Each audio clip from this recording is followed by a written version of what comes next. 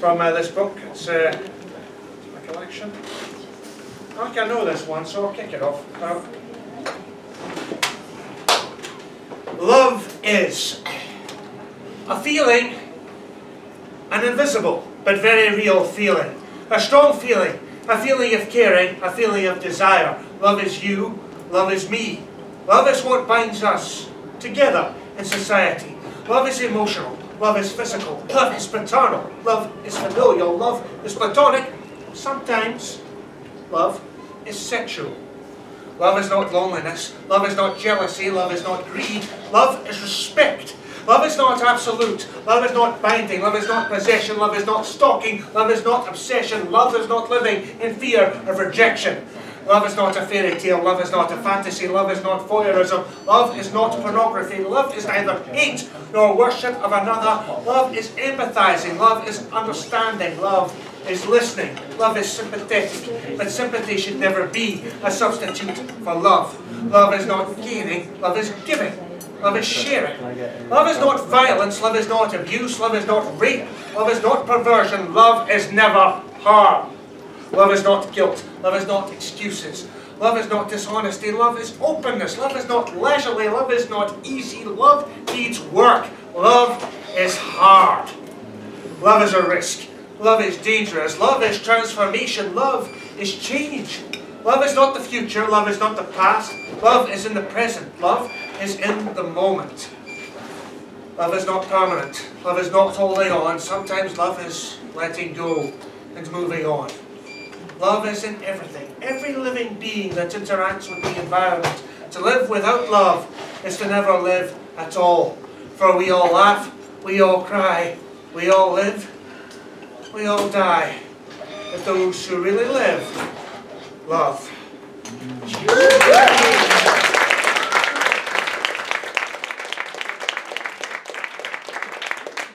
I brought this little short one with me because I got a little reminder, as we all get now and again, about minding my boundaries. So sometimes that's difficult to read, but this little short piece is called Not Knowing.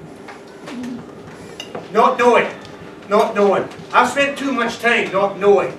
Not knowing if I've paid too little attention or too much. Not knowing when to hold back. Not knowing when to touch.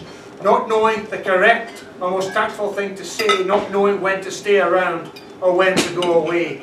Don't want to be imposing. Don't want to be a creep. But one wrong move with people sends me spinning into overthink. An overthink that comes with not knowing.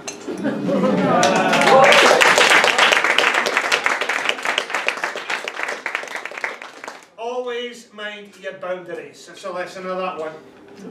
Okay, I'll do this. I'll do this one. I will confess, I often get obsessed with little things that taunt and bully me. Depression is a most unwelcome guest. It crawled in, bedded down, and made a nest that's built on guilt and self-disgust in me. I will confess I often get obsessed with being weak and stupid, second best to all the world I see surrounding me. Depression is a most unwelcome guest that lives inside my head and likes to jest with words that sting, humiliating me. I will confess I often get obsessed by sirens' voices, leaving me possessed by echoing delusions, saddening me.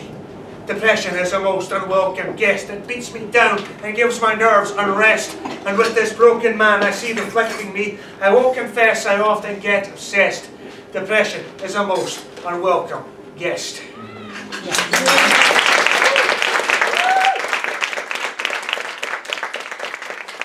I'm going to close off, do a moment, sit with this one, by the way. I've put for sale these last couple of poems, the first and the third poem I did come from this book, Outside In, Musings on Life as an Autistic Poet, published by the man there holding the phone camera, Mr. Jason Y.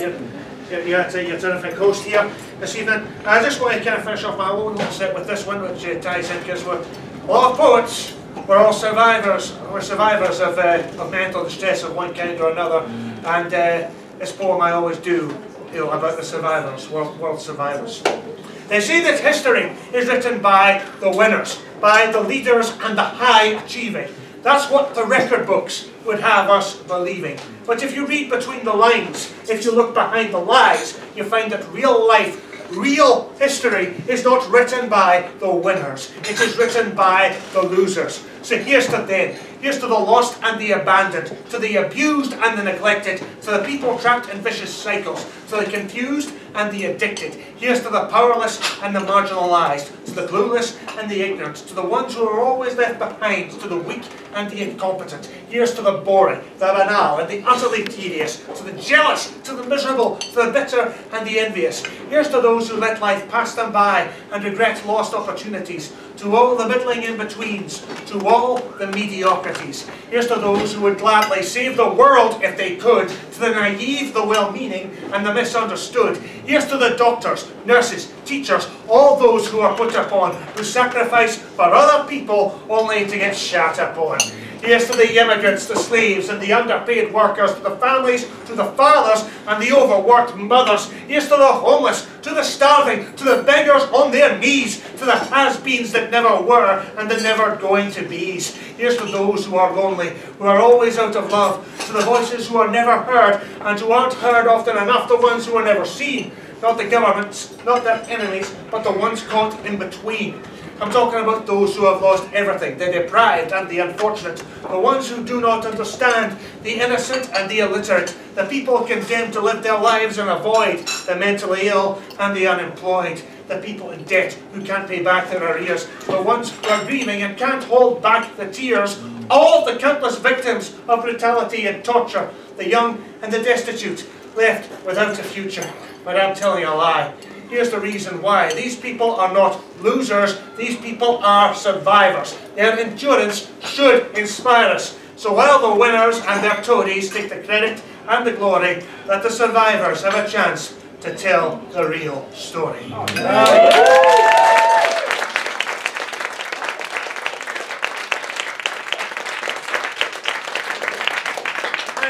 this next piece here, it's related. It's not my own writing, but it's related to some work I'm doing here at Tears Theatre. It's called "They Thought It Was Paradise." It's a work in progress produced by both myself and another resident writer here called Alain Pritchard. And Alfie writes a lot about war and heroism, and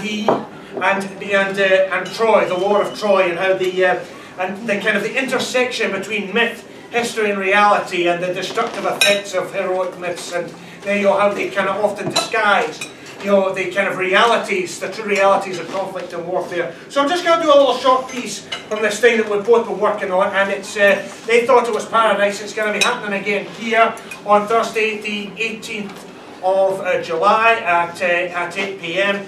All those of you who follow Paper Tiger online will be sharing details on the usual social media channels. So I'm going to, if I can mind this piece, not done in a while, I'm going to recite just a little small piece from They Thought It Was Paradise. The cut glass corridors of the radiant cool are alive with the burned imagery of a land in flames.